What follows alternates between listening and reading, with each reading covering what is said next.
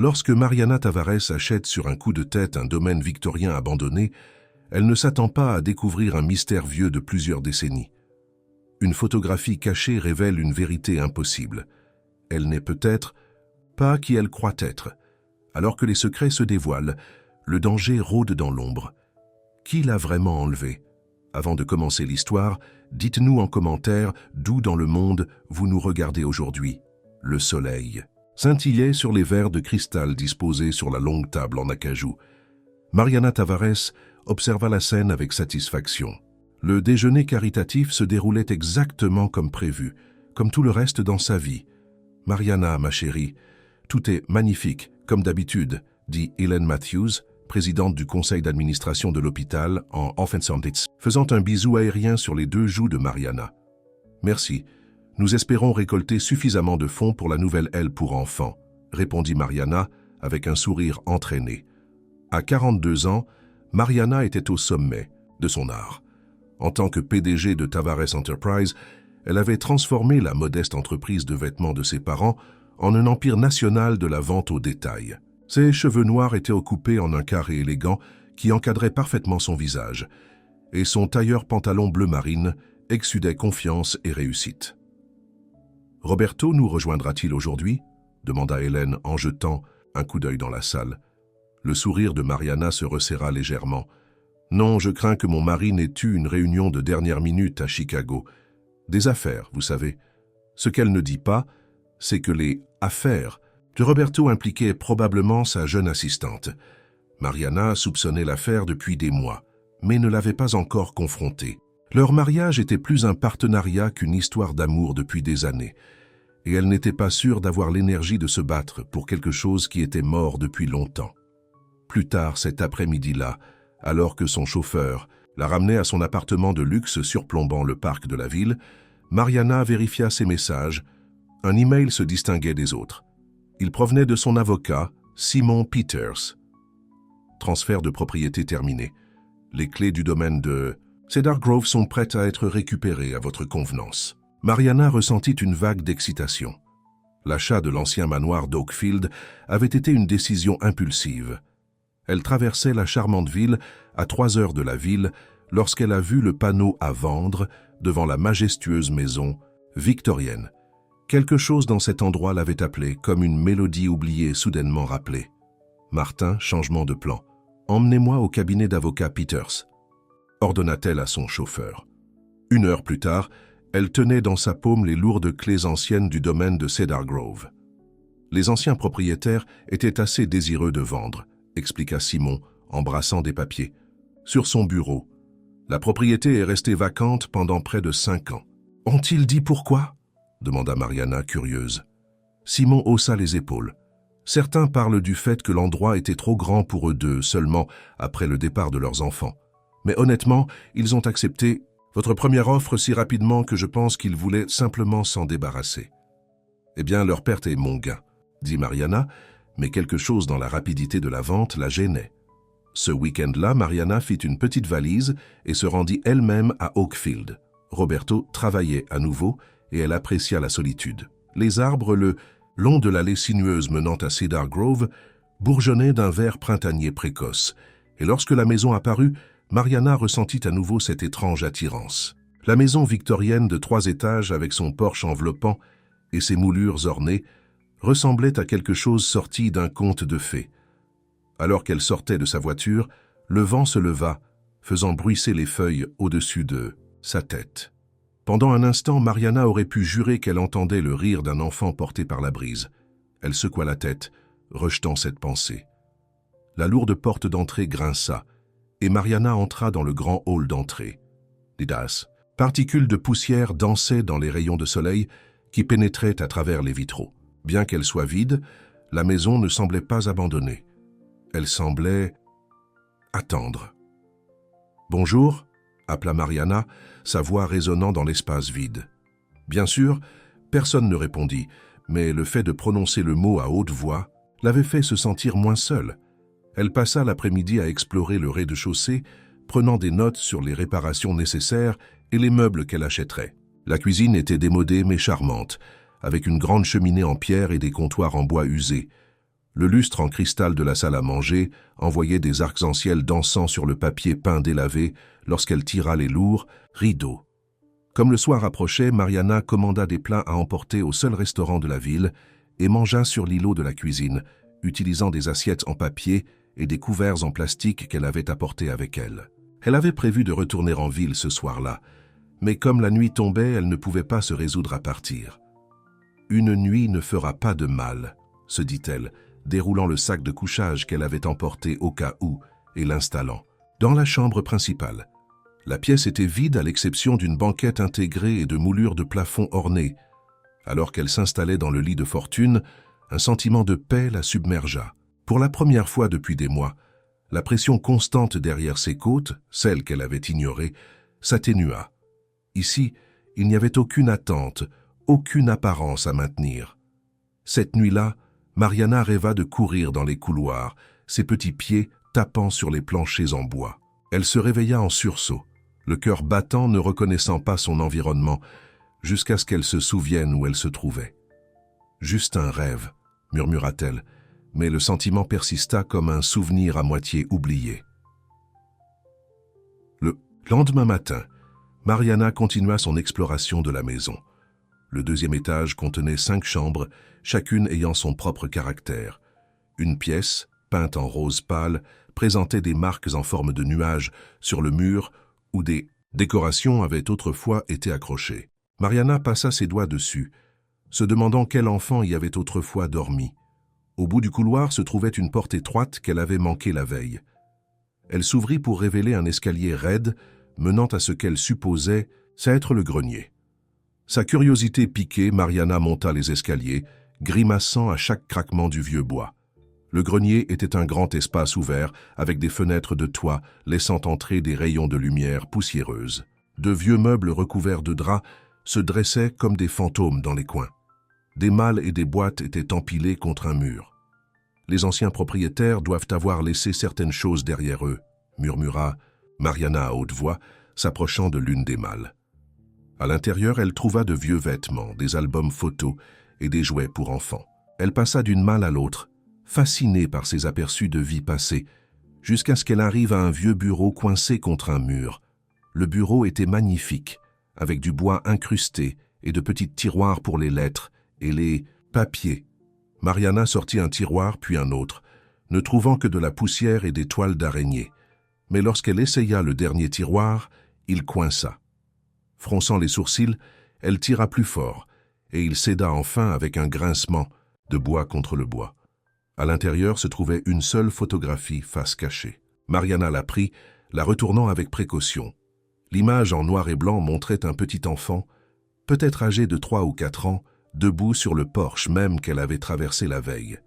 La petite fille portait une robe à volants et serrait un ours en peluche avec un œil manquant. Ses cheveux noirs étaient coupés courts et ses yeux sérieux fixaient directement la caméra. Les mains de Mariana se mirent à trembler.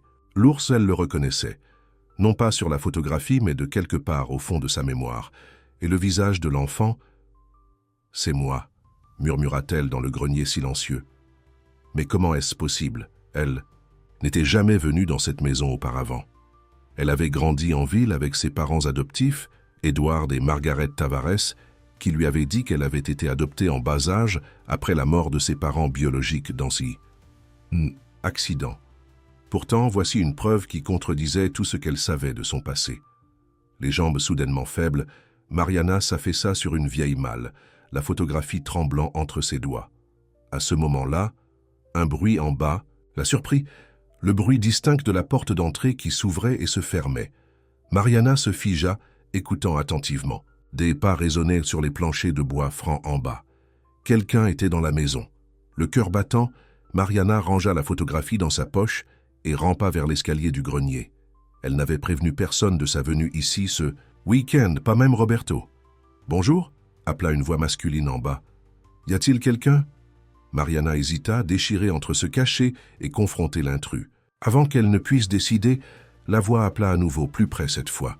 « J'ai vu une voiture dehors.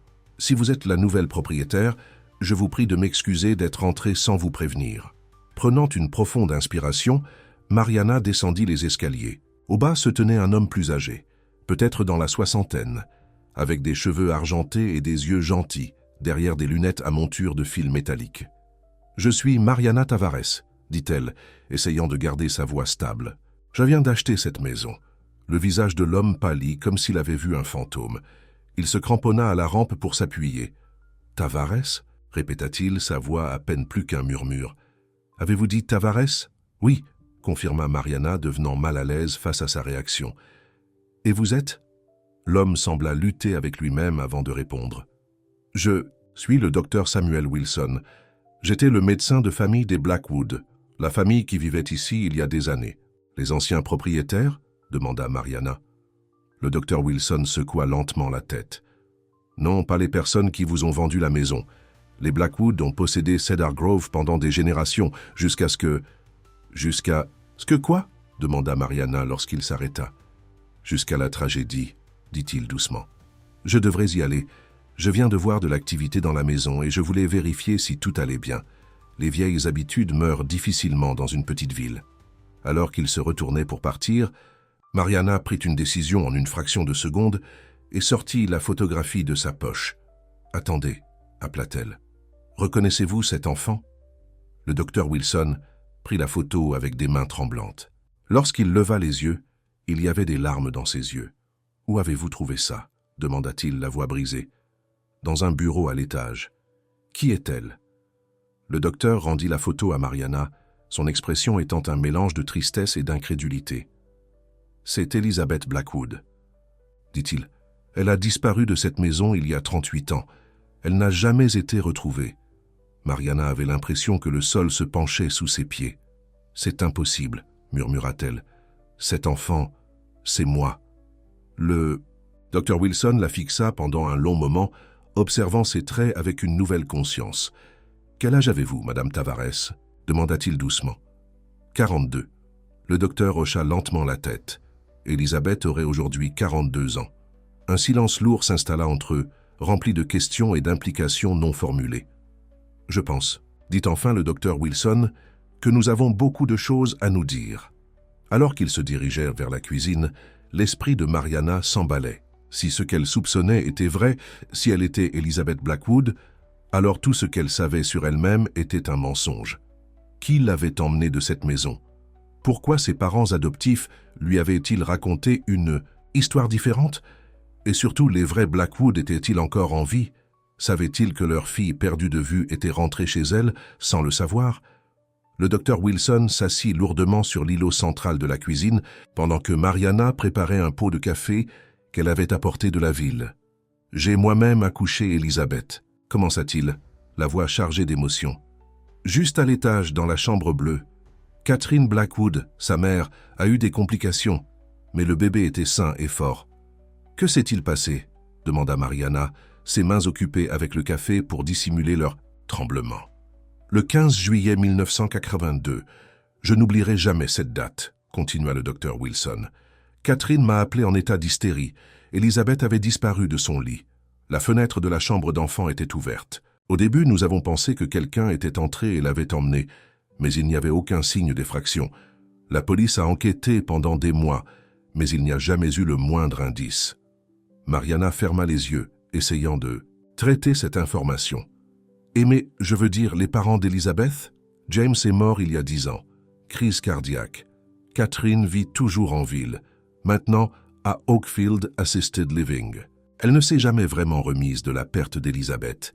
Leur mariage s'est effondré quelques années après la disparition.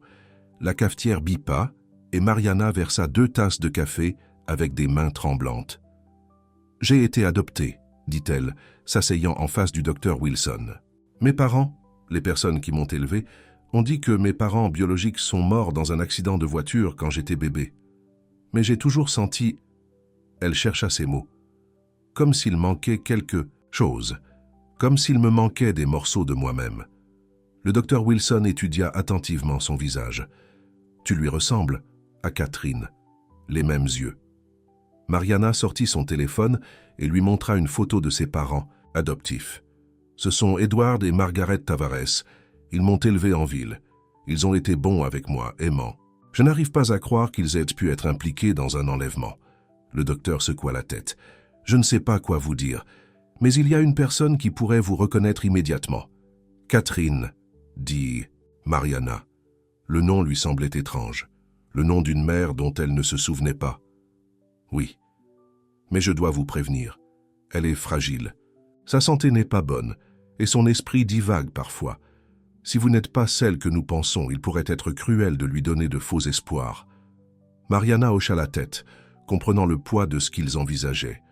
« J'ai besoin de connaître la vérité, » dit-elle fermement. « Et si je suis Elisabeth, alors Catherine mérite de le savoir aussi. » Alors qu'ils se préparaient à partir pour la résidence pour personnes âgées, le téléphone de Mariana sonna.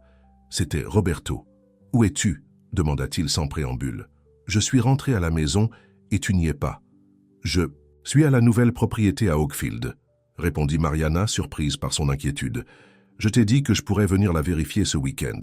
Eh bien, j'ai besoin que tu sois de retour. Les Johnson nous ont invités à dîner ce soir. C'est important pour les affaires. » Pour la première fois de leur mariage, Mariana ne ressentit pas la réaction automatique d'accommoder les exigences de Roberto. « Je ne peux pas revenir tout de suite, » dit-elle. « Quelque chose d'important s'est passé. Plus important que le comte Johnson, il parle d'un marché de plusieurs millions de dollars, Mariana. » Elle regarda la photographie qu'elle tenait toujours dans sa main, l'enfant aux yeux graves et à l'ours en peluche à l'œil manquant. « Oui, » dit-elle simplement. « Plus important que ça. Je t'expliquerai plus tard. » Elle raccrocha, avant que Roberto ne puisse protester davantage, et se tourna vers le docteur Wilson qui faisait semblant de ne pas avoir entendu. « Allons-y, » dit-elle, sa voix plus ferme qu'elle ne le ressentait. « J'ai besoin de rencontrer Catherine. » Blackwood. Alors qu'ils traversèrent la petite ville en direction d'Oakfield Assisted Living, Mariana avait l'impression de se diriger vers une collision inévitable avec son passé. Un passé dont elle ne se souvenait pas, mais qui pourrait changer tout ce qu'elle savait sur elle-même. La ville semblait la regarder passer, ses vieux bâtiments et ses rues bordées d'arbres lui semblaient familiers, comme dans un rêve à moitié oublié au réveil. Ou peut-être, pensa Mariana, à cause des souvenirs d'une petite fille qui avait un jour appelé cet endroit son chez-soi. Oakfield Assisted Living était un agréable bâtiment en briques entouré de jardins bien entretenus. Alors que Mariana marchait aux côtés du docteur Wilson en franchissant les portes automatiques, l'odeur de désinfectant et de peau pourrie l'envahit. Son cœur martelait contre ses côtes. « Catherine passe généralement ses après-midi dans la véranda », expliqua le docteur Wilson, faisant signe à la réceptionniste qui le connaissait manifestement bien. Ils marchèrent dans un couloir moquetté bordé de paysages encadrés. Des résidents âgés hochèrent la tête ou saluèrent le docteur en se passant. Mariana avait l'impression que tout le monde la regardait, comme s'il pouvait sentir qui elle pouvait être. La véranda se trouvait à l'arrière du bâtiment, un espace lumineux rempli de plantes et de fauteuils confortables. Plusieurs résidents jouaient aux cartes à une table, tandis que d'autres regardaient un jeu télévisé sur un grand écran. Dans le coin, près de la plus grande fenêtre, était assise une femme élégante aux cheveux argentés, rassemblée en un chignon soigné. « C'est elle », murmura le docteur Wilson, la voix chargée d'émotion. Mariana s'arrêta net. Quelque chose dans le profil de la femme, la façon dont elle tenait sa tête, déclencha une sensation si profonde et primitive que Mariana dut s'agripper au chambranle pour se soutenir. Catherine Blackwood lisait, ses doigts fins tournant les pages, d'un roman usé. Bien que son visage portait les marques de l'âge et de la douleur, elle possédait toujours une beauté sereine. Elle leva les yeux à leur approche, son visage s'éclaira de reconnaissance à la vue du docteur Wilson. « Samuel, quel agréable. Surprise, hein, dit-elle, marquant sa place dans le livre. Sa voix était douce et cultivée. 2 fois en une semaine, je suis honoré. J'ai amené quelqu'un pour vous rencontrer, Catherine, dit prudemment le docteur Wilson. C'est Mariana Tavares. Elle vient d'acheter le domaine de Cedar Grove. Les yeux de Catherine se tournèrent vers Mariana, s'écarquillant légèrement. Cedar Grove a été vendu? Je n'avais pas entendu. Oui, tout récemment, réussit à dire Mariana malgré la boule dans sa gorge. Catherine fit un geste vers les chaises en face d'elle. S'il vous plaît, asseyez-vous. Il y a si longtemps que personne n'a voulu y vivre. Pas depuis. Sa voix s'éteignit, et Mariana vit la douleur traverser le visage de la femme âgée. Madame Tavares a trouvé quelque chose dans la maison, dit doucement le docteur Wilson. Quelque chose que je pensais que vous devriez voir. Mariana sortit la photographie de son sac à main avec des doigts tremblants et la tendit. Catherine la prit, son expression curieuse. En regardant l'image, toute couleur s'échappa de son visage. « Où avez-vous trouvé ça ?» murmura-t-elle, une main se portant à sa gorge. « Dans un bureau dans le grenier, » répondit Mariana.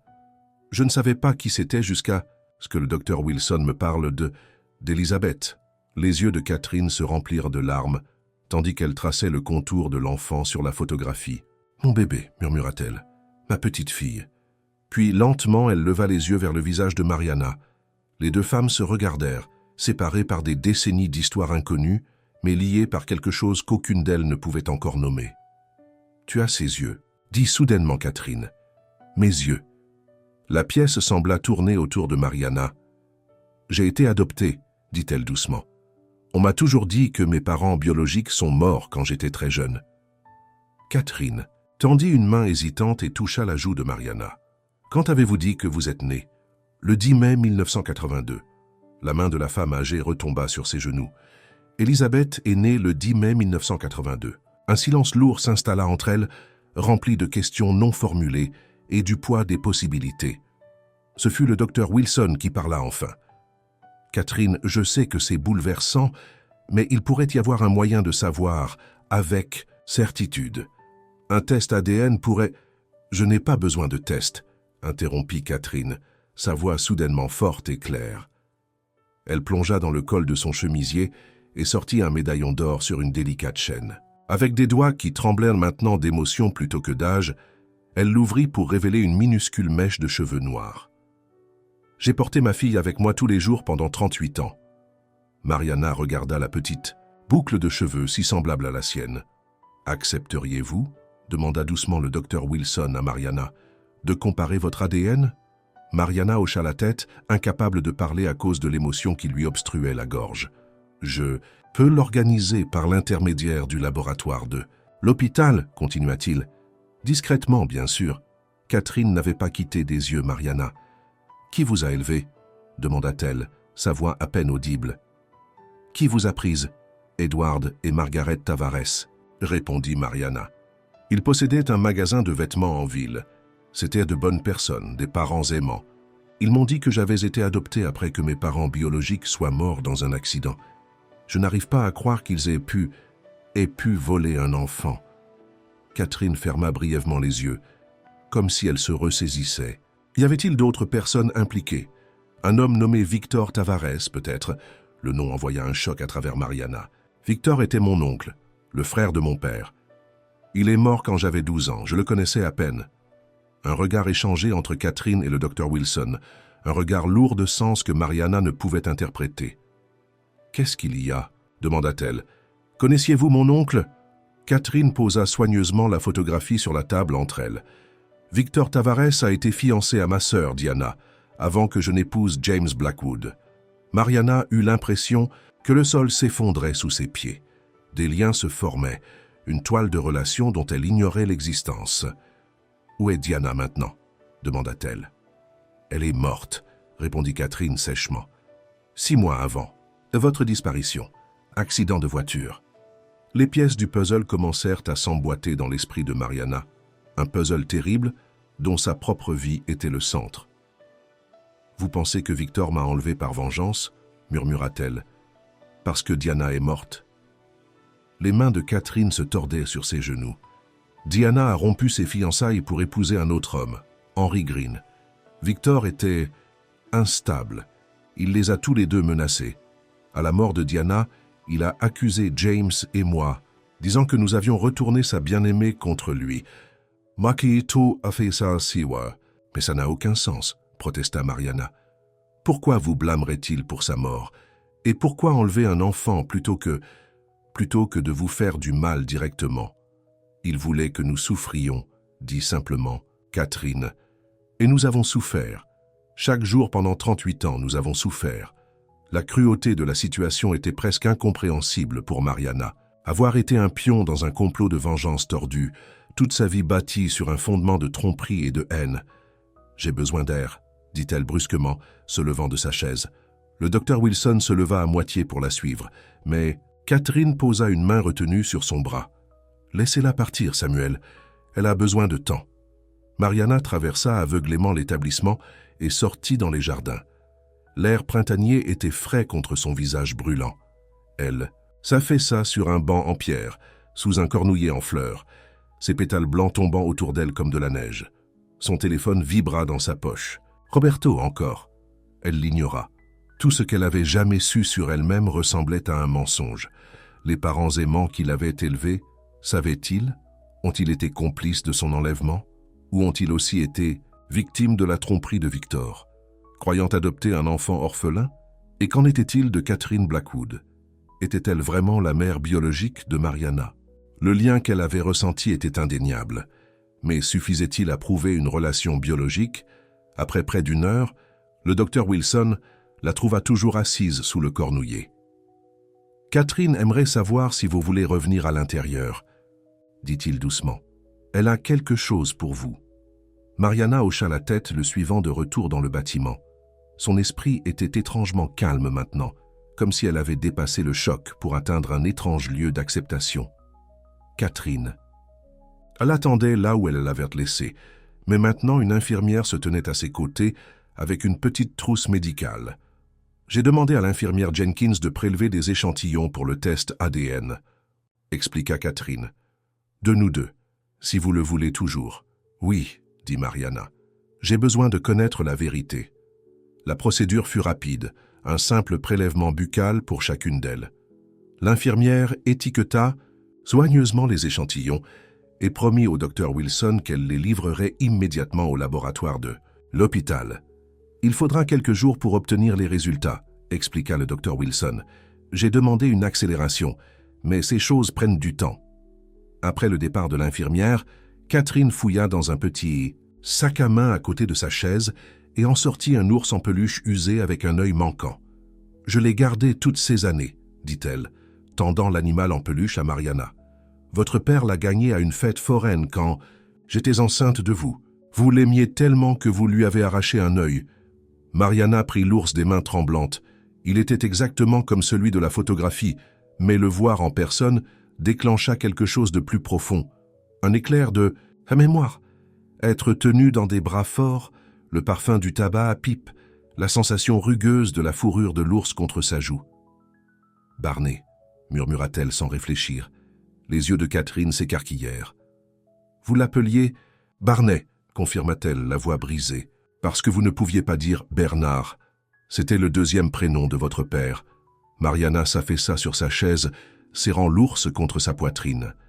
Ce nom venait de quelque part au plus profond d'elle, d'un endroit dont elle ignorait l'existence. « Je devrais y aller, » dit-elle après un long moment. « C'est beaucoup à assimiler. » Catherine hocha la tête, bien que Mariana puisse voir la réticence dans ses yeux. « Reviendrez-vous » ?« Oui, » promit Mariana. « Demain ?» Le docteur Wilson la raccompagna à sa voiture. « Allez-vous bien conduire » demanda-t-il avec inquiétude. « Je crois que oui, » répondit Mariana. « J'ai juste besoin de temps seul pour réfléchir. »« Bien sûr, mon numéro est sur cette carte si vous avez besoin de quelque chose. » Il lui tendit une carte de visite avec son numéro de téléphone portable griffonné au dos. De jour comme de nuit.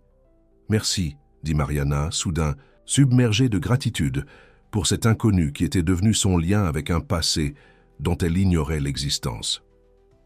Alors qu'elle rentrait à Cedar Grove, l'esprit de Mariana était un tourbillon de questions et de théories à moitié formées. Le vieux nounours était assis sur le siège passager à côté d'elle, un lien tangible avec une vie dont elle ne se souvenait pas. De retour au manoir, Mariana se sentit attirée par la chambre rose au 2e étage. Ce devait être sa chambre, la chambre d'Elizabeth.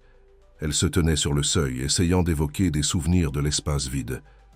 Son téléphone sonna à nouveau, et cette fois, elle répondit. « Mariana, qu'est-ce qui se passe, diable ?» demanda Roberto. « Les Johnson nous attendent dans 1 heure. »« Je ne peux pas venir, Roberto, » dit-elle fermement. « Je m'occupe de quelque chose d'important.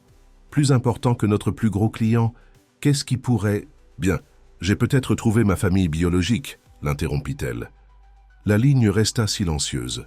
« De quoi parles-tu » demanda finalement Roberto, son ton passant de la colère à la confusion.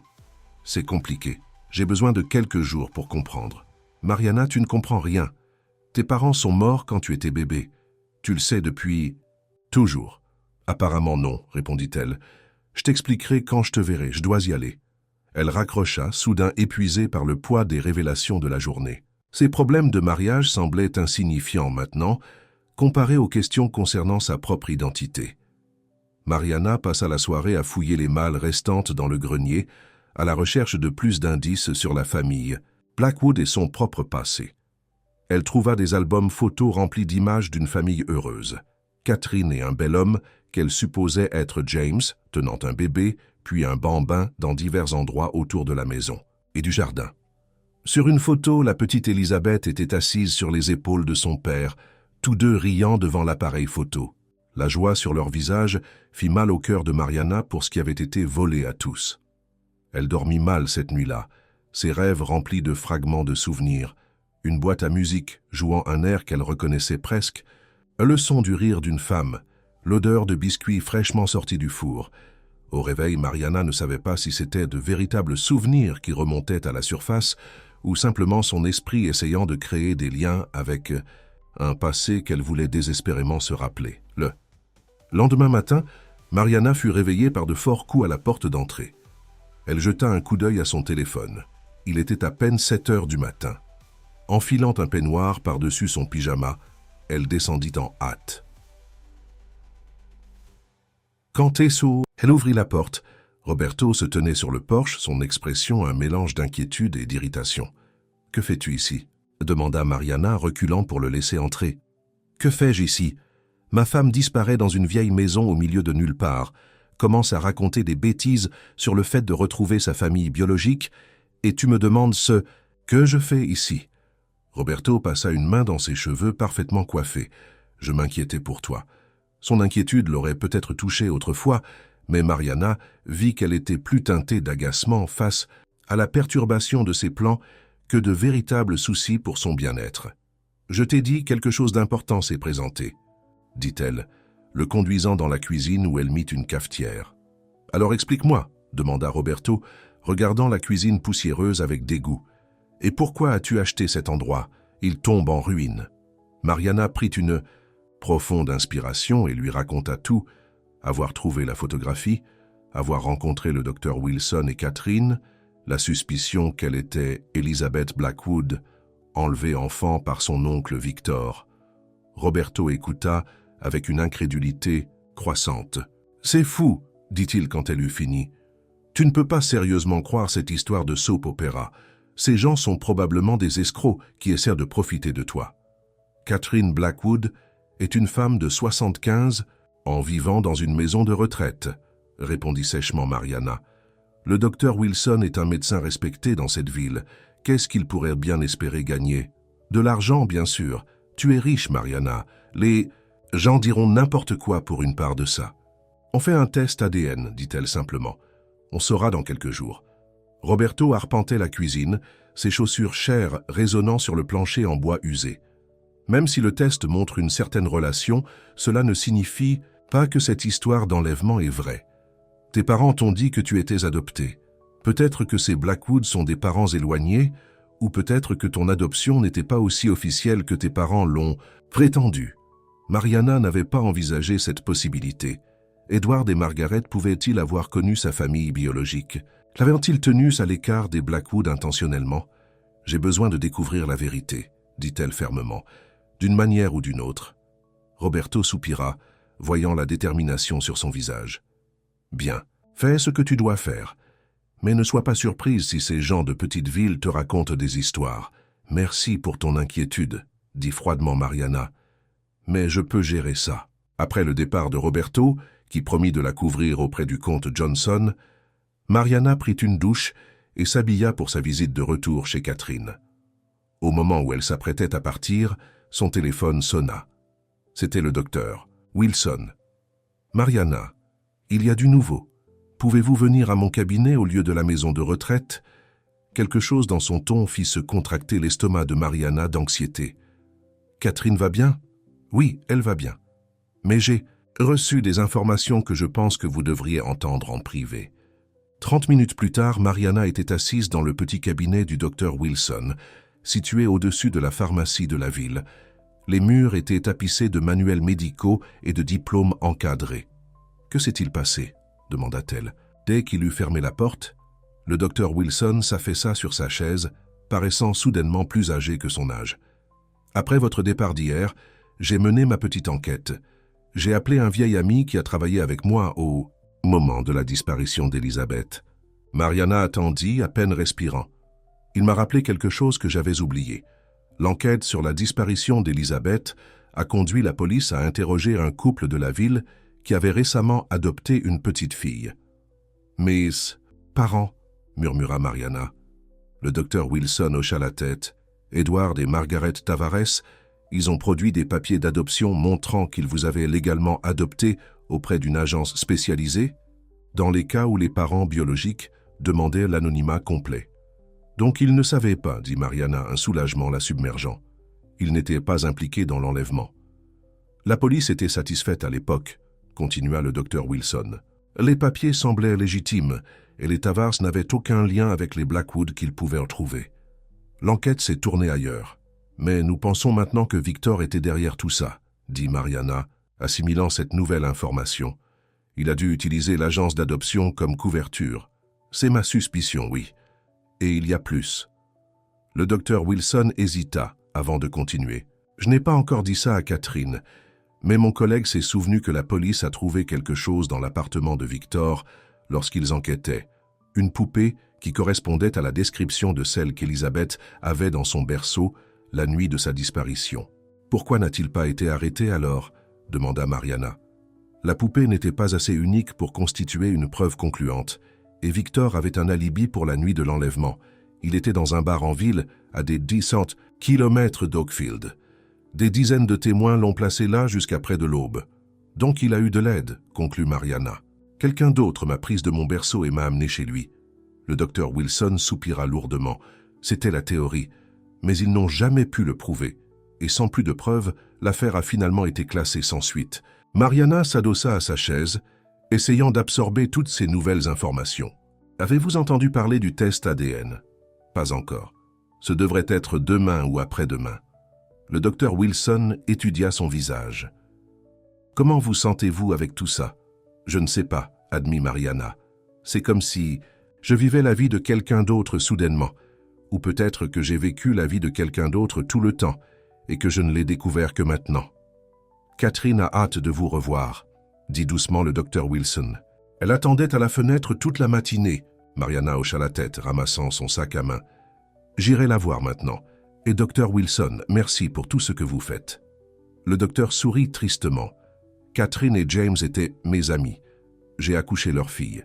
S'il y a la moindre chance que vous soyez Elizabeth, eh bien ce serait un miracle auquel aucun d'entre nous n'a jamais osé espérer. À Oakfield Assisted Living, Catherine attendait effectivement près de la fenêtre. Son visage s'illumina lorsqu'elle vit Mariana s'approcher, mais il y avait aussi une certaine prudence dans son expression, comme si elle craignait d'espérer trop. « Vous êtes revenu », dit-elle simplement lorsque Mariana s'assit à côté d'elle. Je l'avais promis. Elles restèrent assises en silence un moment, ne sachant pas vraiment par où commencer. Finalement, Catherine prit la parole. « J'ai passé 38 ans à me demander où vous étiez, à quoi vous ressembliez, si vous étiez heureuse, ou même en vie. » Sa voix trembla légèrement. « Pensez que vous étiez là-bas tout ce temps, à quelques heures de distance. J'ai eu une bonne vie, » dit doucement Mariana. « Si cela peut vous réconforter. Mes parents, les Tavars.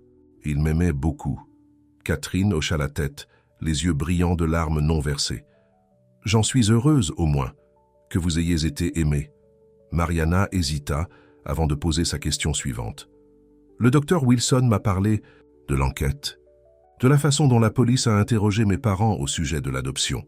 « Oui, » confirma Catherine. « James et moi étions si pleins d'espoir lorsqu'ils ont trouvé un enfant récemment adopté qui correspondait à la description d'Elizabeth. Mais ensuite, l'agence a confirmé que l'adoption était légitime et vos parents ne savaient clairement rien de l'enlèvement. »« L'agence » répéta Mariana. « Vous vous souvenez de son nom ?» Catherine fronça les sourcils en se concentrant. « Quelque chose avec Angel dedans, je crois. Ange gardien ou havre des anges. Adoption grâce angélique ? suggéra Mariana, le nom surgissant soudainement dans sa mémoire. « Oui, c'est ça !» s'exclama Catherine. « Comment le saviez-vous » Mariana sentit un frisson la parcourir. « C'est l'agence dont mes parents m'ont dit qu'ils m'avaient adopté. J'ai vu les papiers une fois lorsque j'étais adolescente et que je cherchais mon acte de naissance. » Les deux femmes se regardèrent, reconnaissant toutes deux l'importance de ce lien.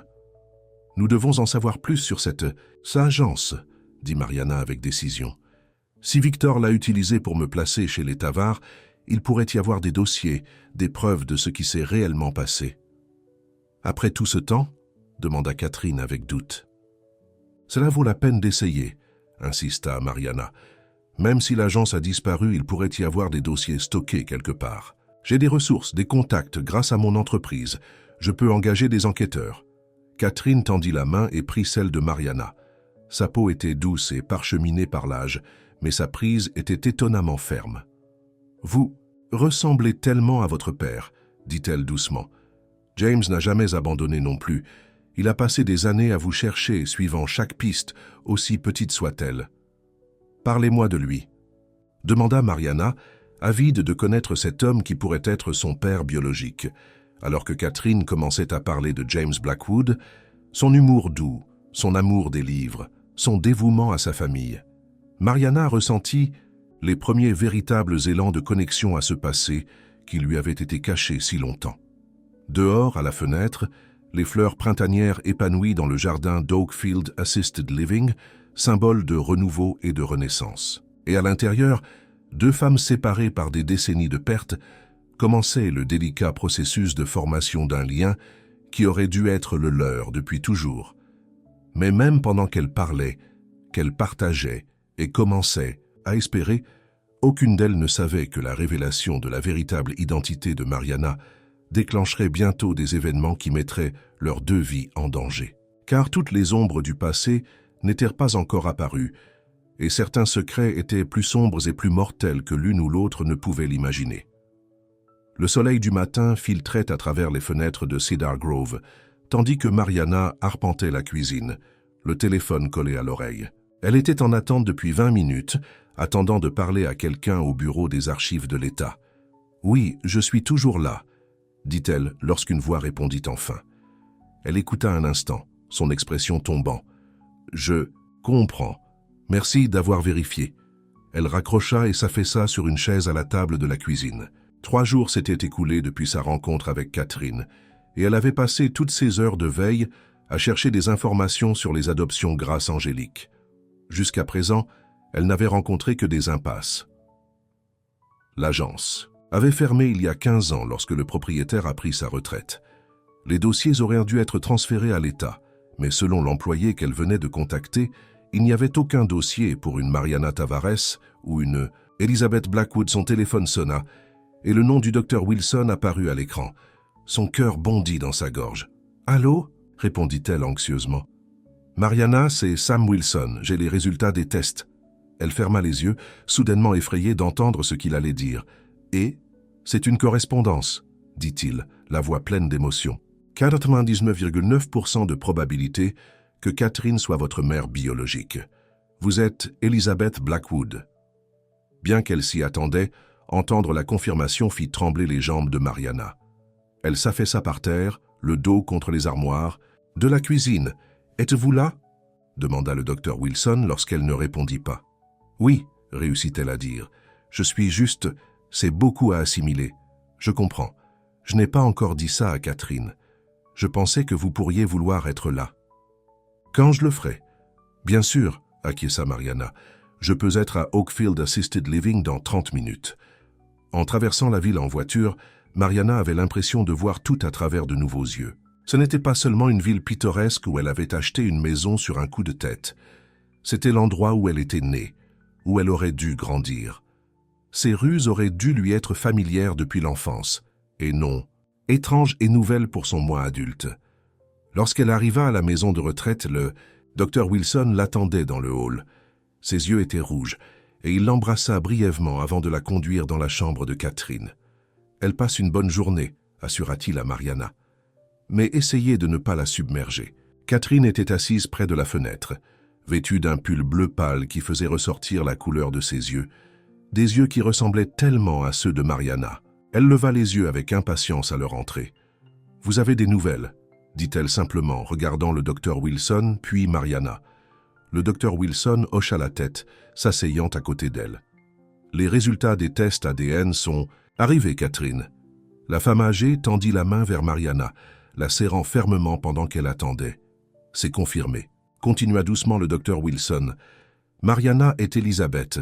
Votre fille est rentrée à la maison. » Catherine poussa un petit son, quelque part entre un souffle coupé et un sanglot. Elle leva une main tremblante vers le visage de Mariana, lui touchant la joue comme pour s'assurer qu'elle était réelle. « Mon bébé », murmura-t-elle, « mon Elisabeth. » Mariana sentit les larmes couler sur ses propres joues, tandis qu'elle s'agenouillait près du fauteuil de Catherine. « Maman », dit-elle, essayant le mot. Il lui semblait à la fois étrange et juste sur sa langue. Elles restèrent assises ensemble longtemps, Catherine racontant des histoires des premières années d'Elisabeth, montrant à Mariana des photos qu'elle gardait dans un album près de son lit. La petite fille sur les photos était une étrangère pour Mariana, et pourtant indéniablement elle, le début manquant de sa propre histoire. « Il y a quelque chose d'autre dont nous devons discuter », dit finalement le docteur Wilson, son ton devenant sérieux. « Maintenant que nous avons une confirmation, il y a des implications légales. L'affaire de kidnapping peut être rouverte. » Le visage de Catherine s'assombrit. Victor est mort. Donc il n'y a personne à punir. Mais nous ne savons toujours pas s'il a agi seul, fit remarquer Mariana. Et je ne trouve toujours aucune information sur l'agence d'adoption. Quelque chose ne colle pas. Le docteur Wilson hocha la tête pensivement. Je pense qu'il est temps de contacter la police. Ils pourraient avoir accès à des dossiers que nous ne pouvons pas obtenir.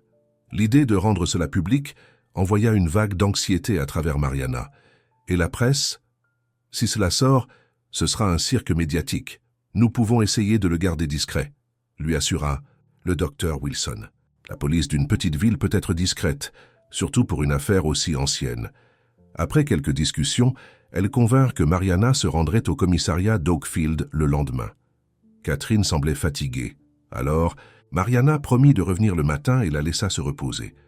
Alors qu'elle quittait l'établissement, son téléphone sonna à nouveau. C'était Roberto. « Mariana, nous devons parler. Je suis à la maison. » Elle fronça les sourcils. « Cedar Grove, tu as fait tout ce chemin jusqu'ici ?»« Oui, » répondit-il sèchement. « Il y a quelque chose que tu dois voir. » Inquiète par son ton, Mariana retourna précipitamment au manoir. La voiture noire et élégante de Roberto était garée dans l'allée, paraissant déplacée face à la maison victorienne vieillie. Elle le trouva dans le salon, marchant comme une bête en cage. Sur la table basse se trouvait un dossier en papier Kraft. « Que se passe-t-il » demanda-t-elle, posant son sac à main. Roberto cessa de marcher et se tourna vers elle. « J'ai fait quelques recherches de mon côté, à propos des Blackwood, et de toute cette histoire de kidnapping. » Le cœur de Mariana s'accéléra. « Et j'ai trouvé des informations que tu pourrais trouver intéressantes. » Il fit un geste vers le dossier. « Vas-y, regarde. » Avec précaution, Mariana ouvrit le dossier. À l'intérieur se trouvaient des photocopies de vieux articles de journaux. Le titre du premier disait « Homme d'affaires local suspecté dans la mort de sa femme ». L'article, daté de janvier 1982, détaillait les soupçons de la police, selon lesquels James Blackwood avait été impliqué dans l'accident de voiture qui avait tué sa belle-sœur Diana Green. Selon l'article, James et Diana avaient eu une liaison et elle avait menacé de le dire à sa sœur, Catherine. « Ça n'a pas de sens, » dit Mariana regardant Roberto. « Catherine n'a jamais rien mentionné de tout. Cela. » « Continue à lire, » pressa Roberto. L'article suivant était daté d'un mois plus tard. Blackwood dégagé dans la mort de Green. La police avait apparemment trouvé des preuves que l'accident de voiture n'était en effet qu'un accident causé par des conditions de route verglacées. « Je ne comprends pas ce que cela a à voir avec mon enlèvement, » dit Mariana, posant les articles. L'expression de Roberto était difficile à lire. « Ne vois-tu pas? Ton oncle Victor n'était pas le seul à avoir un mobile. Et si James Blackwood était en fait responsable de la mort de Diana et que son mari, Henry Green, avait pris Elisabeth en vengeance ?» Mariana secoua la tête. « C'est absurde. Pourquoi Henry Green me donnerait-il à Victor Tavares? Peut-être qu'il ne l'a pas fait. Peut-être que Victor n'était pas du tout impliqué. Peut-être que tes parents t'ont adopté par des voies légitimes et que ces Blackwood essaient de te manipuler pour une raison quelconque. Sa théorie semblait tirée par les cheveux, mais Mariana devait admettre qu'il y avait encore des lacunes importantes dans l'histoire. « Où as-tu trouvé ces articles ? » « J'ai des contacts aux archives municipales, » dit Roberto avec aisance. « J'étais préoccupé par le fait que tu te mêles à ces gens sans connaître toute l'histoire. » Mariana ressentit une pointe de suspicion. Roberto n'avait jamais montré un tel intérêt pour ses affaires personnelles auparavant. « Pourquoi es-tu vraiment là, Roberto ? Ce ne peut pas être seulement l'inquiétude pour mon bien-être. » Son expression se durcit. « Très bien. L'affaire Johnson a échoué parce que tu n'étais pas là. Il voulait spécifiquement te rencontrer, pas n'importe quel représentant Tavares.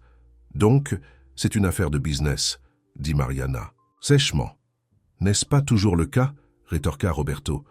Pendant que tu jouais à la détective dans cette vieille maison décrépite, notre entreprise souffre. Tu as des responsabilités, Mariana. La dispute qui suivit fut amère. Roberto insista pour que Mariana retourne immédiatement en ville. Mariana refusa, lui disant que trouver sa véritable identité était plus important que n'importe quelle affaire. « Tu ne penses pas clairement, » lança Roberto. « Ces gens arrivent avec une histoire farfelue d'enlèvement, et soudain tu es prête à jeter tout ce que nous avons construit ?»« Nous ?» répéta Mariana incrédule. « Tu veux dire ce que j'ai construit. Tavares Enterprises était l'entreprise de ma famille, bien avant que tu n'arrives. » Le visage de Roberto rougit de colère. « Est-ce vraiment de ça qu'il s'agit ? Me rappeler que j'ai épousé de l'argent, que sans le nom Tavares, je ne suis rien ? Ce n'est pas ce que j'ai dit. C'est ce que tu voulais dire. » Rétorqua-t-il. « Eh bien, ne t'inquiète pas. J'ai sécurisé ma position pendant ton absence. Le conseil d'administration est assez réceptif à mes idées pour l'avenir de l'entreprise. » Un frisson parcourut Mariana. « Qu'est-ce que... ça veut dire ?» Roberto sourit froidement. « Cela signifie que tu pourrais vouloir vérifier tes emails. Une réunion extraordinaire du conseil d'administration est prévue pour la semaine prochaine. Plusieurs membres ont exprimé des inquiétudes concernant ton état mental. Tu essaies de me pousser dehors, » réalisa Mariana, la colère montant en elle. « Pendant que je gérais la révélation que j'avais été kidnappé enfant, tu as comploté pour prendre le contrôle de mon entreprise. »« Notre entreprise, » corrigea Roberto. « Et je protège simplement nos intérêts puisque tu sembles peu disposé à le faire. » Mariana rit amèrement. « Sors, Roberto. Maintenant, réfléchis bien à tes prochaines décisions. »« Mariana ?» l'avertit-il en rangeant les articles de journaux dans le dossier. « Tu as beaucoup à perdre. » Après le départ de Roberto, Mariana resta seule dans le salon, l'esprit en ébullition. Elle ne croyait pas à sa théorie sur Henry Green, mais les articles avaient soulevé des questions. Pourquoi Catherine n'avait-elle pas mentionné les soupçons concernant James et Diana ? Y avait-il plus dans l'histoire qu'elle ne le disait ? Et, plus pressant, comment allait-elle gérer la tentative de coup d'État apparente de Roberto chez Tavares Enterprises ? L'entreprise appartenait à sa famille, ou à ce qu'elle croyait être sa famille, depuis des générations. Elle ne pouvait pas laisser Roberto prendre le contrôle. Mariana passa une nuit agitée à peser le pour et le contre. Le matin, elle avait pris sa décision. Elle poursuivrait son enquête sur son passé, mais elle protégerait également son présent. Elle appela son cadre supérieur la plus en confiance, Luisa Mendes. « Luisa, j'ai besoin que tu fasses quelque chose pour moi, » dit-elle lorsque la femme répondit, discrètement. « Bien sûr, Madame Tavares, qu'est-ce que c'est ? J'ai besoin que tu recueilles des informations sur toutes les communications récentes entre Roberto et les membres du conseil d'administration. Et j'ai besoin d'un audit financier complet du département de Roberto. Peux-tu le faire sans éveiller les soupçons ? » « Considérez que c'est fait, » répondit Luisa. « Et Madame Tavares ? Quoi qu'il se passe, je suis de votre côté. » Cette loyauté réchauffa le cœur de Mariana. « Merci, Luisa, je t'expliquerai tout bientôt. » Son prochain appel fut pour son avocat, Simon Peters, lui demandant de la rencontrer à Cedar Grove dès que possible. Elle avait besoin de conseils juridiques à la fois pour l'enquête sur l'enlèvement et pour la bataille corporative potentielle à venir. Au moment où elle arriva à Oakfield Assisted Living, Mariana se sentait plus en contrôle. Catherine l'attendait dans la véranda, paraissant plus énergique que Mariana ne l'avait encore vue. « Je n'ai pas fermé l'œil de la nuit », avoua Catherine avec un sourire. « Je n'arrêtais pas de penser à toutes les années que nous avons manquées, à toutes les choses que je veux te dire, te demander. » Mariana s'assit à côté d'elle, lui prenant la main. « Nous avons maintenant le temps. Mais d'abord, il y a quelque chose que je dois te demander. » Elle évoqua doucement les articles de journaux que Roberto lui avait montrés, observant attentivement le visage de Catherine. L'expression de la femme âgée se troubla. « J'aurais dû te le dire, » admit-elle en soupirant. Mais cela semblait appartenir à un lointain passé, sans rapport avec ce qui t'est arrivé. « Était-ce vrai ?» demanda Mariana. « À propos de James et Diana ?» Catherine resta silencieuse un long moment. « Diana et James ont eu une brève liaison, » admit-elle finalement. « Cela s'est produit pendant une période difficile de notre mariage. Je l'ai découvert juste avant la mort de Diana. Et tu lui as pardonné ?»« Finalement, » dit Catherine doucement. « Nous étions en train de régler ça lorsque l'accident s'est produit. James était dévasté. Il s'est blâmé, même s'il n'avait rien à voir avec l'accident. La police ne l'a soupçonné que parce qu'un témoin a cru avoir vu sa voiture près des lieux, mais il s'est avéré que c'était quelqu'un d'autre avec un véhicule similaire. » Mariana digéra cette information. Henry Green savait-il pour la liaison? Catherine sembla surprise par la question. « Je ne crois pas. Pourquoi ?» Mariana expliqua la théorie de Roberto selon laquelle Henry aurait pu kidnapper Elizabeth par vengeance. Catherine secoua fermement la tête. Henry était anéanti par la mort de Diana, mais il n'était pas vengeur. Il est parti peu après, les funérailles, incapable de supporter de rester à Oakfield avec les souvenirs. À ma dernière nouvelle, il s'était remarié et vivait en Floride. Penses-tu qu'il pourrait savoir quelque chose sur ma disparition, même s'il n'était pas impliqué? Catherine réfléchit à cela. Je suppose que c'est possible. La police a interrogé toutes les personnes qui nous connaissaient à l'époque. Mariana prit note mentalement d'ajouter Henry Green à sa liste de personnes à interroger. Il y a quelque chose d'autre que vous devriez savoir, dit-elle, et raconta à Catherine la tentative de Roberto de prendre le contrôle de Tavares Enterprise. Catherine écouta avec une inquiétude croissante. Vous ne devez pas le laisser prendre ce qui vous revient de droit, dit-elle fermement, lorsque Mariana eut terminé. Votre père, James, a bâti son entreprise de rien. Il comprendrait l'importance de protéger votre héritage. Même si c'est l'héritage Tavares, pas l'héritage Blackwood, demanda Mariana. Catherine lui serra la main. Vous êtes une Blackwood de sang, mais vous avez vécu comme une Tavares. Les deux font partie de ce que vous êtes. L'un n'annule pas l'autre. La sagesse de ces mots toucha profondément Mariana. Elle avait lutté avec ses doubles identités, Mariana Tavares et Elizabeth Blackwood, ayant l'impression de devoir choisir entre elles. Mais peut-être Catherine avait-elle raison. Peut-être pouvait-elle embrasser les deux facettes. D'elle-même, leur conversation fut interrompue par l'arrivée du docteur Wilson et d'un grand homme aux cheveux gris en uniforme de police. « Mariana, Catherine », les salua le docteur Wilson. « Voici le commissaire Michael Daniels. Il a accepté de nous aider dans l'enquête. » Le commissaire Daniels leur serra la main avec une expression solennelle. « Le docteur Wilson m'a informé de la situation.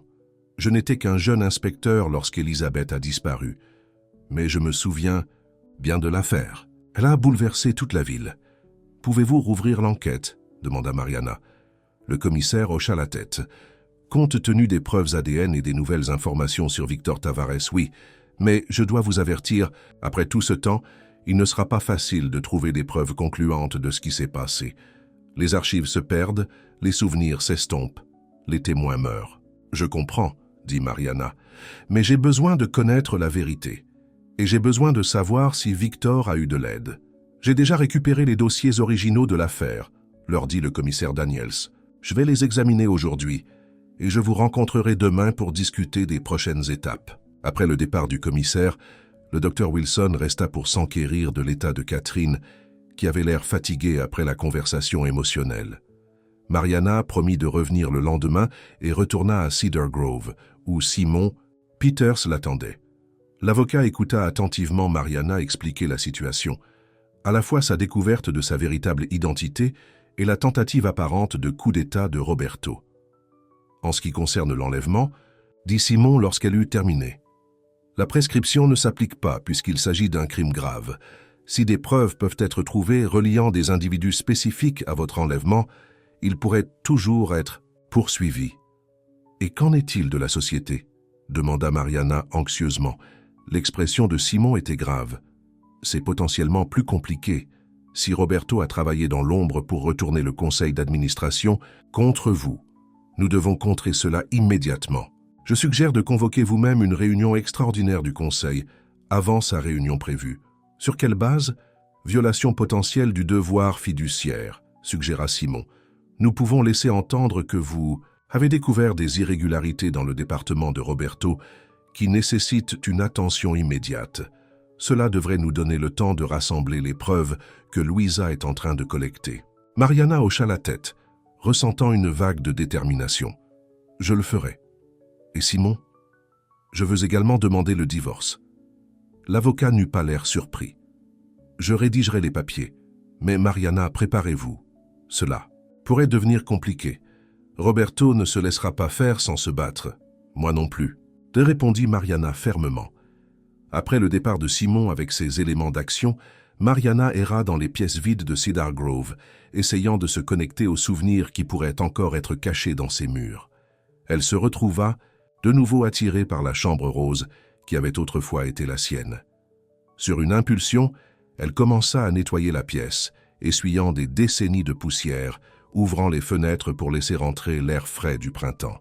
En travaillant, elle ressentit un sentiment de récupération de quelque chose de précieux, non seulement l'espace physique, mais une partie de sa propre histoire.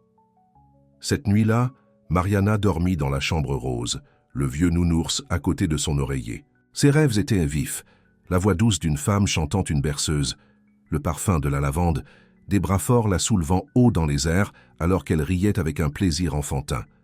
Elle se réveilla les joues en larmes, des fragments de souvenirs qui semblaient incroyablement réels, mais juste au-delà d'une pleine récollection. Le lendemain matin, Mariana reçut 2 appels importants. Le premier était de Louisa chez Tavares Enterprises. « J'ai trouvé quelque chose », dit Louisa sans préambule. Roberto a secrètement rencontré Michael Davis. Mariana eut l'impression d'avoir été aspergée d'eau froide. Michael? Davis était le PDG de leur principal concurrent, Davis Global. Êtes-vous sûr? Positivement. J'ai des reçus d'hôtel, des factures de restaurant. Et il y a plus. Il a transféré des informations de la société vers un compte de messagerie privée. Plan de conception, liste de clients, projection financière. Il prévoit de démissionner, réalisa Mariana. Probablement en essayant d'affaiblir Tavares de l'intérieur avant de prendre un poste chez Davis Global. On dirait bien, acquiesça Louisa. J'ai sécurisé des copies de tout. Comment voulez-vous procéder? Convoquez une réunion extraordinaire du conseil d'administration pour demain matin, instruisit Mariana. Ne donnez pas de raison précise, dites simplement que c'est à ma demande et que c'est urgent. Je serai là. Le deuxième. Appel provenait du commissaire Daniels. Madame Tavares, j'ai examiné les dossiers originaux de l'affaire. Il y a quelque chose que vous devriez voir. Pouvez-vous venir au poste ce matin? J'y serai dans 1 heure. Promit Mariana. Au poste de police d'Oakfield, le commissaire Daniels conduisit Mariana dans une petite salle de conférence où plusieurs boîtes de dossiers étaient empilées sur la table. Tout cela provient de votre affaire, expliqua-t-il. La plupart sont ce à quoi vous vous attendez. Déclarations de témoins, rapports de recherche, pistes sans issue. Mais j'ai trouvé quelque chose d'intéressant dans l'enquête financière. Il sortit un dossier et l'ouvrit pour révéler des relevés bancaires. Les détectives ont examiné les finances de toutes les personnes liées à l'affaire, y compris Victor Tavares. Ils ont trouvé une série de dépôts importants sur son compte dans les mois précédant votre disparition. Mariana étudia les documents. La source n'est pas identifiée. Non, mais il s'agissait tous de chèques de banque du même établissement de la ville. Une banque qu'Angels Grace Adoptions utilisait également. Le pouls de Mariana s'accéléra. Il y a donc un lien entre Victor et l'agence d'adoption. Il semble probable, acquiesça le commissaire Daniels. Mais voici où cela devient encore plus intéressant. Il sortit un autre document. C'est une liste d'enfants placés par Angels Grace au cours de l'année de votre disparition. Votre nom d'adoption n'y figure pas. Mais j'ai vu les papiers, protesta Mariana. L'acte d'adoption portait le nom de l'agence, ce qui suggère que les papiers ont été falsifiés, conclut le commissaire. Angels Grace a peut-être été utilisé comme couverture, mais vous n'avez jamais été officiellement traité par leur système. Mariana recula, essayant d'assimiler ces nouvelles informations. Alors qui a payé Victor et qui a créé les faux papiers d'adoption? Ce sont les questions auxquelles nous devons répondre, a déclaré le commissaire Daniels. J'ai demandé les relevés bancaires de cette époque, mais après tant d'années, ils pourraient ne pas être disponibles. J'ai également appelé d'anciens employés d'Angels Grace. La plupart sont maintenant âgés, mais quelqu'un pourrait se souvenir de quelque chose. Merci, dit Mariana sincèrement. C'est la première vraie piste que nous ayons eue. Après avoir quitté le poste de police, Mariana se rendit à Oakfield Assisted Living pour faire le point avec Catherine. Elle trouva la femme âgée dans sa chambre, parcourant un vieil album photo avec le Dr Wilson. « On parlait juste de ta fête de 3e anniversaire », dit Catherine avec un sourire à l'entrée de Mariana. « Tu as insisté sur un thème dinosaure, même si la plupart des petites filles voulaient des princesses. » Le commentaire décontracté frappa Mariana avec une force inattendue. C'était son histoire, pas la version soigneusement éditée que les Tavars lui avaient donnée, mais ses véritables débuts. Elle s'assit à côté de Catherine, désireuse d'en savoir plus sur la petite fille qu'elle avait été avant que sa vie ne lui soit volée. Lorsqu'elles parlèrent, Mariana partagea ce que le commissaire Daniels avait découvert sur Victor et l'agence d'adoption. Le docteur Wilson avait l'air préoccupé. Cela suggère une opération plus organisée que Victor agissant sur une impulsion, observa-t-il. Quelqu'un disposant de ressources et de connexions était impliqué. Mais qui, demanda Catherine. Qui aurait payé Victor pour enlever Elisabeth? La question resta en suspens, sans réponse. Mariana pensa à la théorie de Roberto au sujet d'Henry Green, mais cela ne semblait pas correspondre à ses nouvelles. Preuve, Henry n'était pas assez riche pour effectuer le type de paiement que Victor avait reçu. Lorsqu'elle partait, Mariana embrassa Catherine, toujours émerveillée par le lien qui s'était formé si rapidement entre elles. « Je dois retourner en ville demain pour une réunion du conseil d'administration, » lui dit-elle. « Mais je reviendrai dès que ce sera fini. Sois prudente, » dit Catherine, l'inquiétude dans les yeux. « Si Roberto est assez désespéré pour essayer de prendre votre entreprise, on ne sait pas ce qu'il pourrait faire d'autre. » L'avertissement resta avec Mariana alors qu'elle retournait à Cedar Grove. Le soleil se couchait, projetant de longues ombres sur la pelouse. Alors qu'elle se garait et sortait de sa voiture, elle eut le net sentiment d'être surveillée. Elle jeta un coup d'œil autour d'elle, mais ne vit personne. Pourtant, la sensation persista alors qu'elle montait les marches du porche. Elle venait de prendre ses clés lorsqu'elle entendit un bruit derrière elle, le craquement de pas sur le gravier. Mariana se retourna pour voir une silhouette émerger des ombres du jardin. Un homme grand et maigre, aux cheveux argentés et au visage étrangement familier. « Qui êtes-vous » demanda-t-elle, sa main se resserrant autour de ses clés de voiture, prête à les utiliser comme arme si nécessaire. L'homme s'arrêta à quelques mètres de là, les mains légèrement levées pour montrer qu'il ne voulait pas de mal. « Je m'appelle Henry Green, » dit-il, sa voix rauque d'émotion, « et je pense que je pourrais savoir ce qui vous est arrivé il y a toutes ces années. » Mariana le regarda sous le choc. Le mari de Diana Green, l'homme que Roberto avait suggéré être derrière son enlèvement, se tenait sur son porche, offrant des réponses qu'elle cherchait désespérément. « Vous feriez mieux d'entrer. »« Tastilmweise » dit-elle, sa voix plus calme qu'elle ne le ressentait. Alors qu'elle ouvrait la porte et conduisait Henry Green dans la maison où sa belle-sœur avait autrefois vécu, Mariana ne pouvait pas se débarrasser du sentiment qu'elle était, sur le point d'apprendre des secrets qui changeraient tout ce qu'elle pensait savoir sur son passé. Et peut-être mettre son avenir en danger aussi. La cuisine de Cedar Grove sembla rétrécir avec la présence d'Henry Green. Il s'assit au comptoir de l'îlot, ses mains calleuses enveloppant une tasse de café que Mariana avait préparée tout en essayant de traiter son apparition soudaine. « J'ai vu les lumières allumées dans la maison il y a quelques jours, » expliqua Henry. « Je reviens à Oakfield chaque année à cette époque pour me souvenir de Diana. » Mariana étudia son visage, cherchant le moindre signe de tromperie. « Et vous m'avez reconnu ?» Henry hocha la tête. « Pas au début, mais les gens parlent dans les petites villes. Quand j'ai entendu dire que la fille longtemps disparue de Catherine Blackwood était revenue, j'ai dû voir par moi-même. »« Pourquoi ?» demanda Mariana brutalement. « Selon Catherine, vous avez quitté la ville juste après la mort de Diana et n'avez jamais regardé en arrière. » La douleur traversa le visage d'Henry. « Ce n'est pas tout à fait vrai. Je suis parti, parce que je ne pouvais pas supporter de rester, mais je n'ai jamais cessé de penser à ce qui s'est passé ici. »« Vous voulez dire la mort de Diana ou ma disparition ?»« Les deux, » dit Henry tranquillement. « Elles sont liées de manière que Catherine ignore peut-être. » Le pouls de Mariana s'accéléra. « Dites-moi. » Henry soupira, paraissant soudain plus âgé que son âge.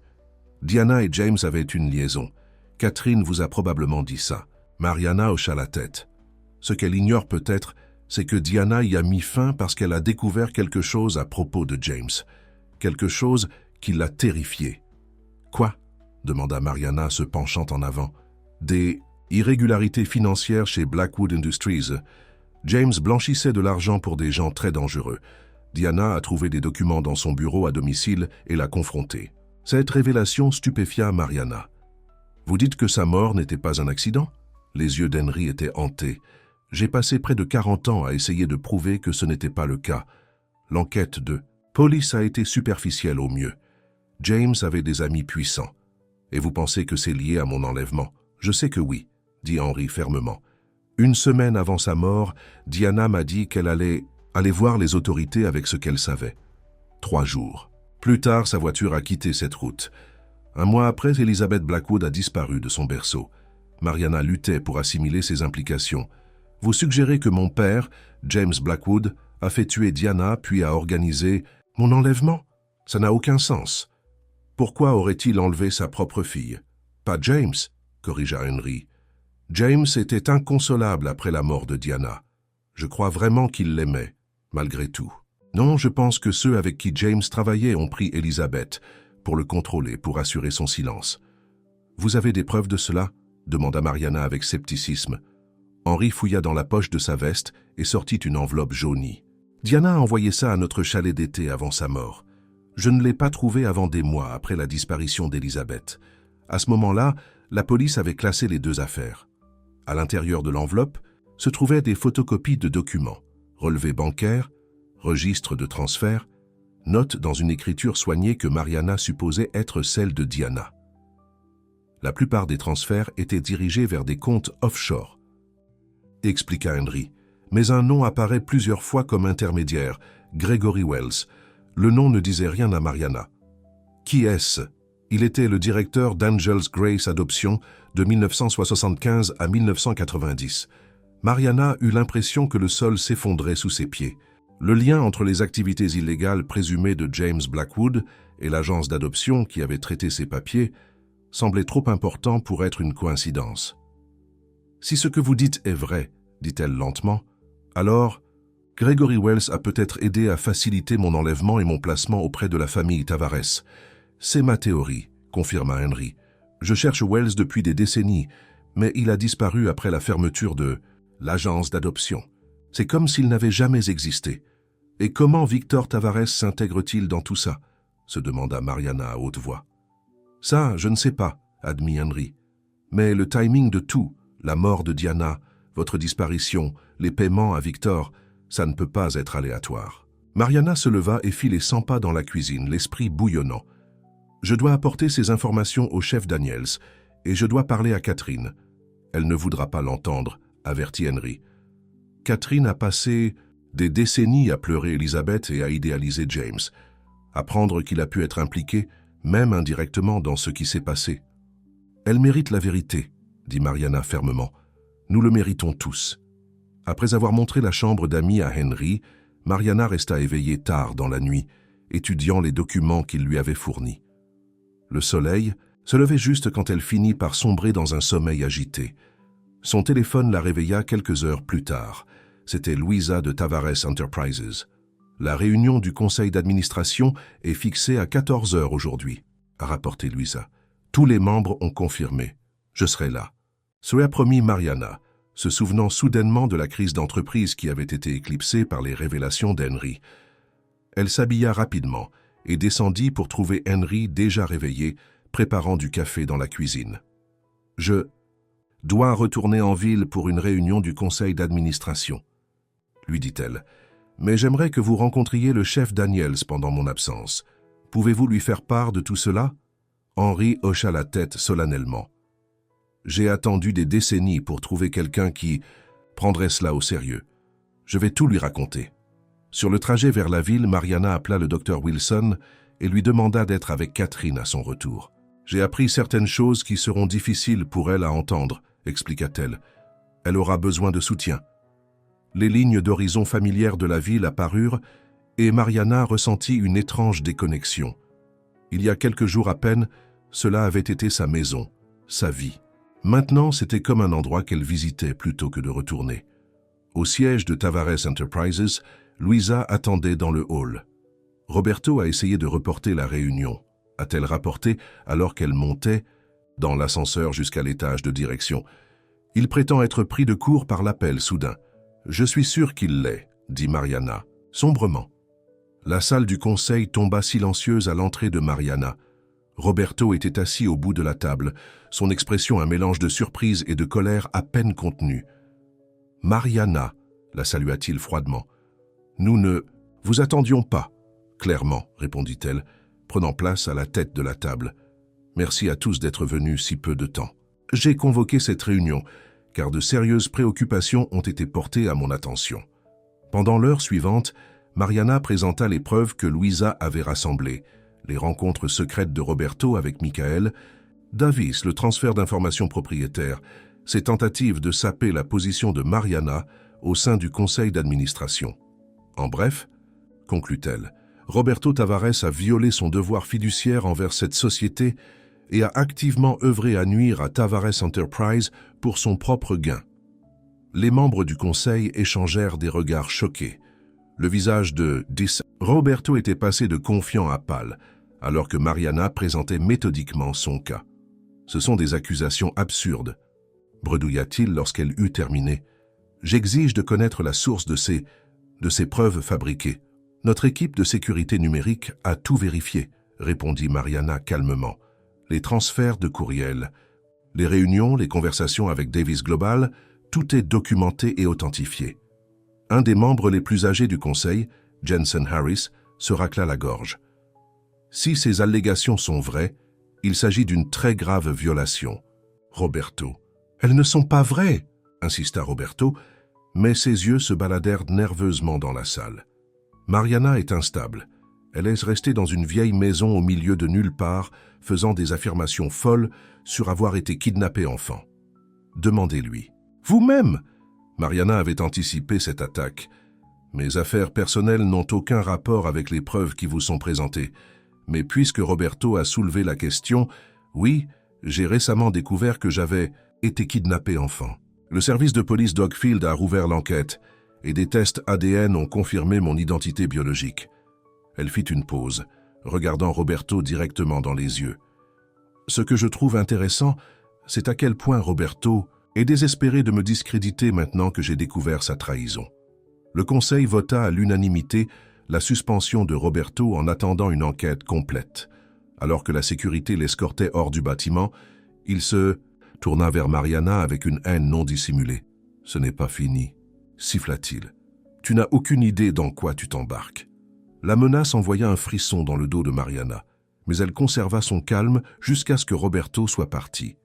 Puis elle s'est assise avec le conseil pour expliquer son absence temporaire et leur assurer qu'elle restait attachée à la société. « Prenez tout le temps dont vous avez besoin », lui dit Jensen Harris gentiment. « Nous avons vu aujourd'hui que Tavares Enterprises est entre de bonnes mains. » En fin d'après-midi, Mariana était de retour sur la route d'Oakfield, sa crise d'entreprise temporairement résolue. Elle appela le chef Daniels pour vérifier s'il avait rencontré Henry Green.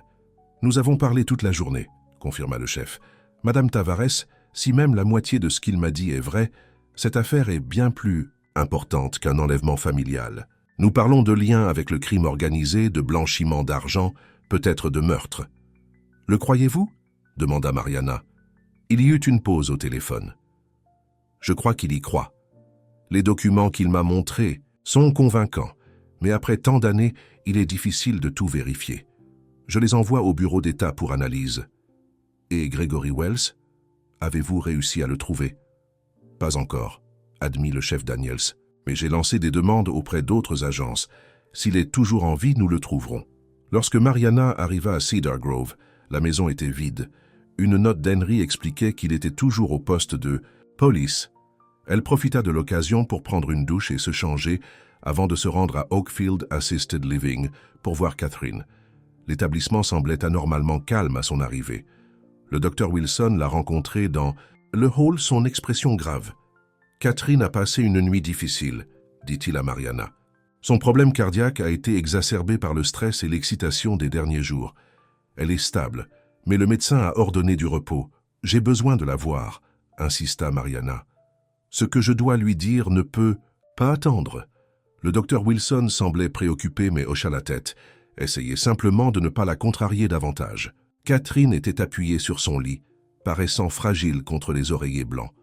Son visage s'illumina lorsqu'elle vit Mariana.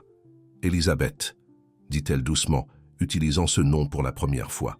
« J'avais peur que tu ne reviennes pas. » Mariana s'assit doucement au bord du lit, prenant la main de Catherine. « Je reviendrai toujours, » promit-elle. « Mais il y a quelque chose que je dois te dire, et ce ne sera pas facile à entendre. » Lentement, prudemment, Mariana raconta ce qu'Henry Green lui avait dit sur les liens criminels présumés de James et la théorie selon laquelle ces personnes avaient organisé l'enlèvement d'Elisabeth pour le contrôler.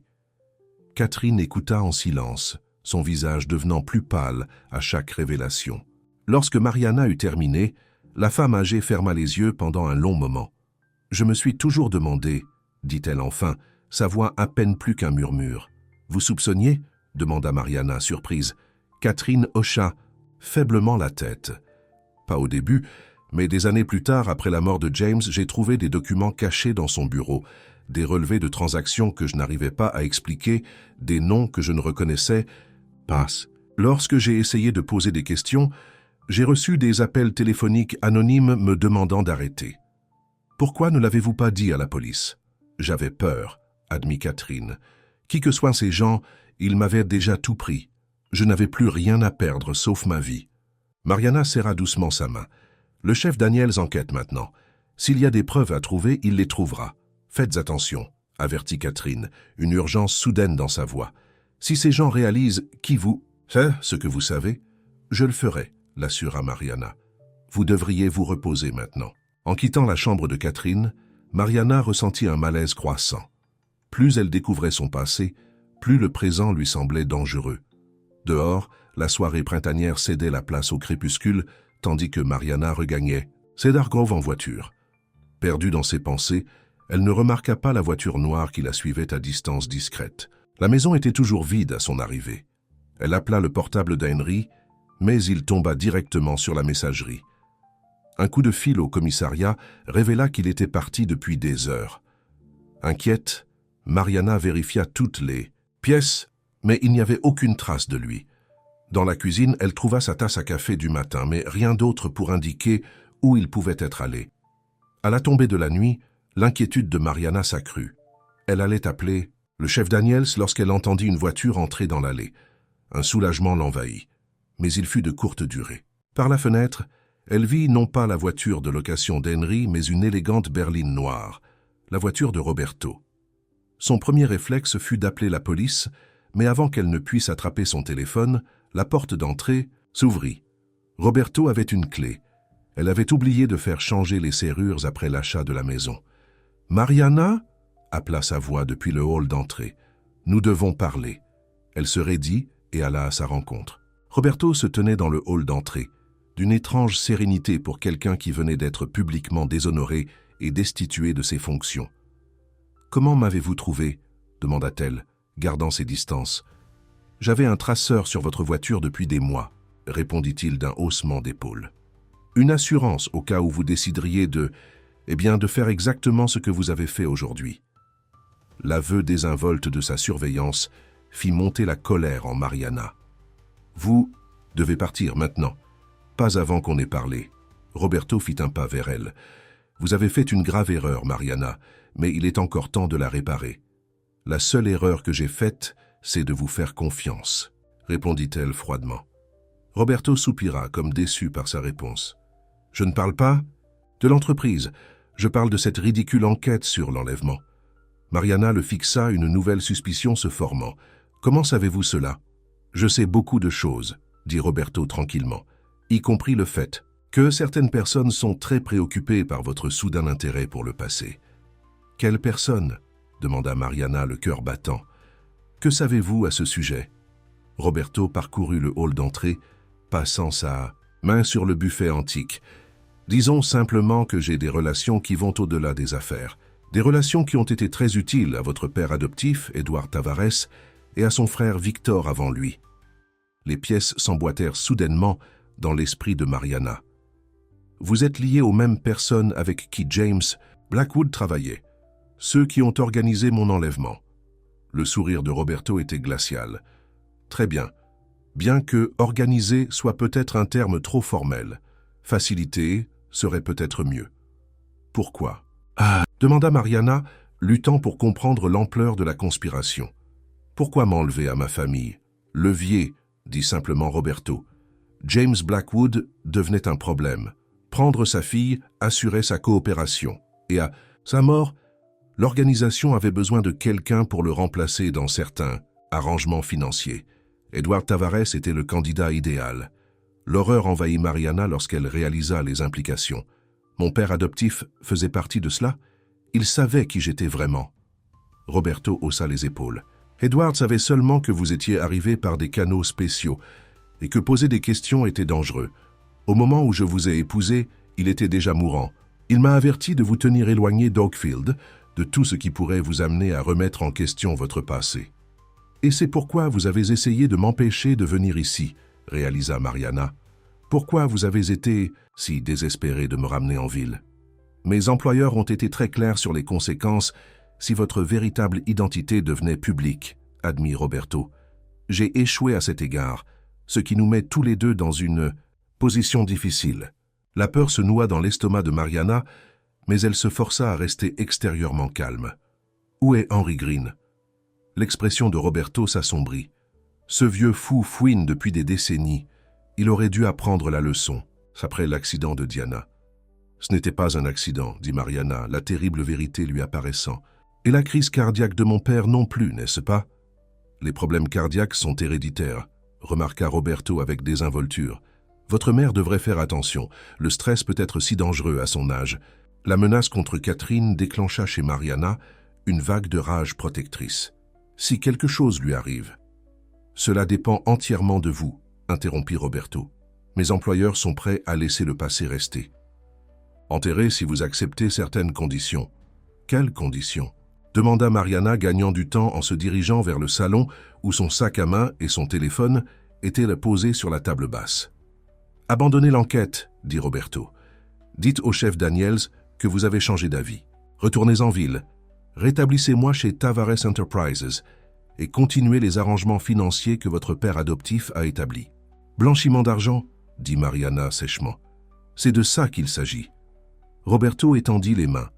Un terme grossier, mais essentiellement correct. Tavares Enterprises a été un canal idéal pour certaines transactions pendant des décennies. Ce serait dommage de perturber une relation aussi bénéfique. Et si je refuse? Son expression se durcit. Alors Catherine Blackwood aura une régression tragique dans son état. Et vous? Eh bien, les accidents arrivent tout le temps dans les vieilles maisons comme celle-ci. Fuite de gaz, câblage défectueux. Pendant qu'il parlait, Mariana remarqua un léger mouvement à la fenêtre derrière Roberto. Un visage apparut brièvement, Henry Green. Il était vivant et il lui faisait signe.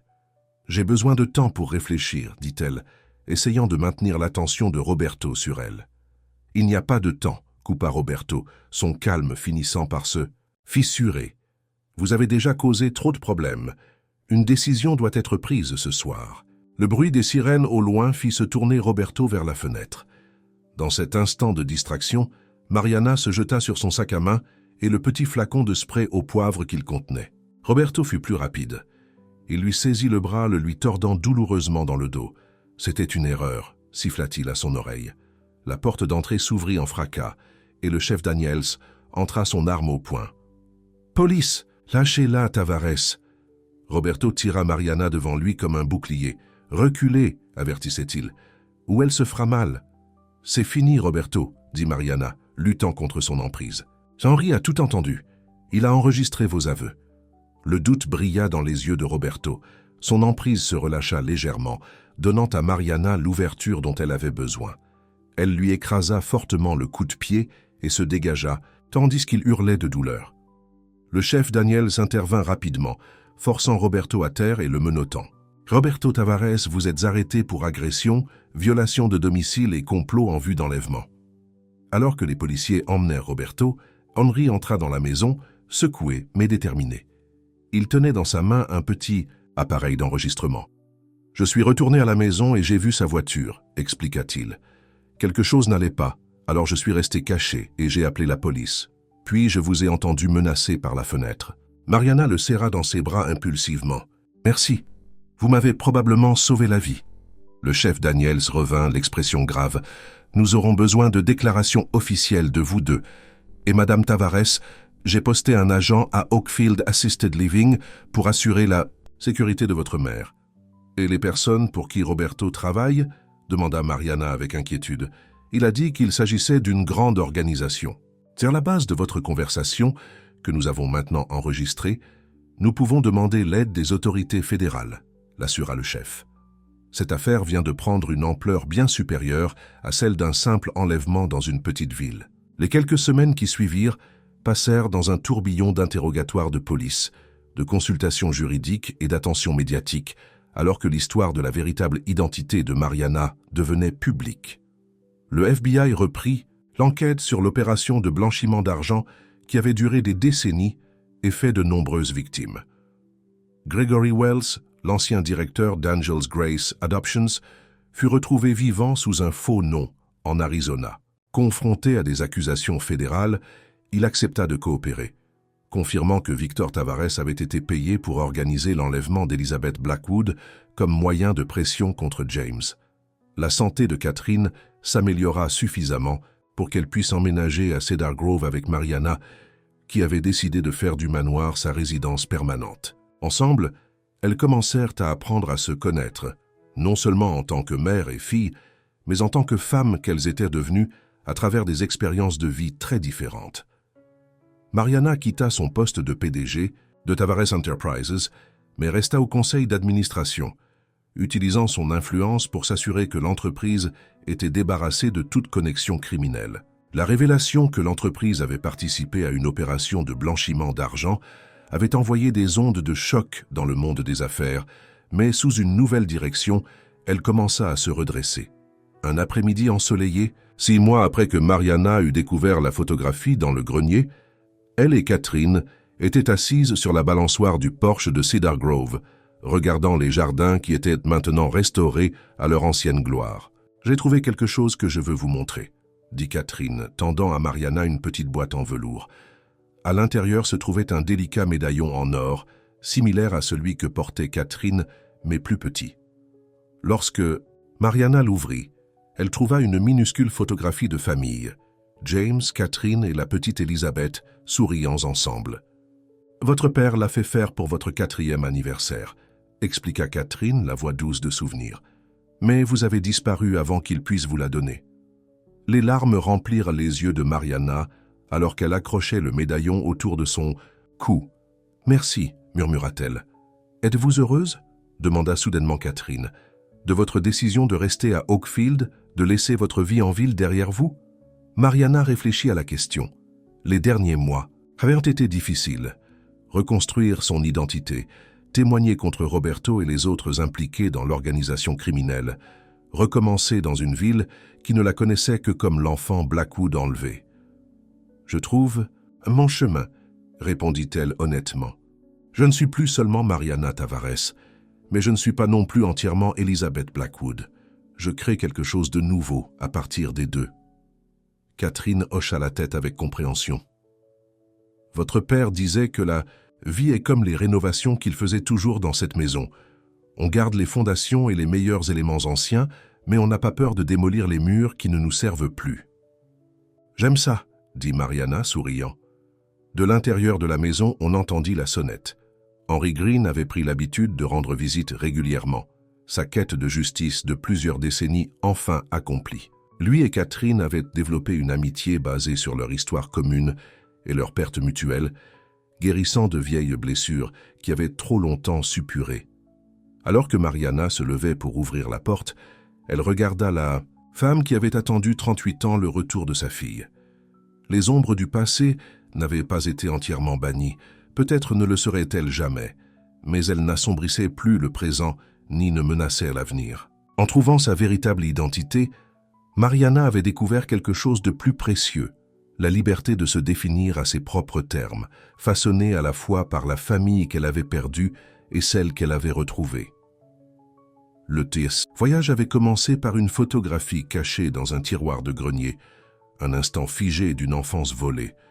Mais alors que Mariana accueillait Henri dans la maison qui était maintenant vraiment la sienne, elle savait que les chapitres les plus importants de son histoire étaient encore en train d'être écrits, non plus dans l'ombre, mais à la lumière claire de la vérité. Fin.